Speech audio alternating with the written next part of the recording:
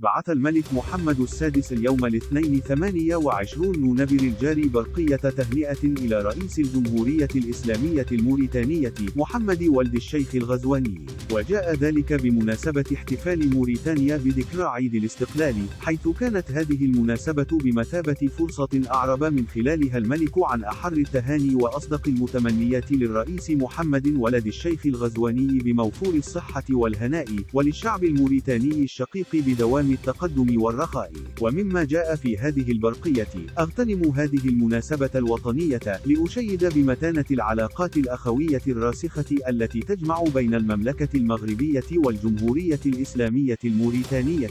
وأضاف: مؤكدا لفخامتكم حرصي على مواصلة العمل سويا للرقي بعلاقاتنا الثنائية إلى مستوى شراكة استراتيجية بما يستجيب لطموحات بلدينا وشعبينا الشقيقين.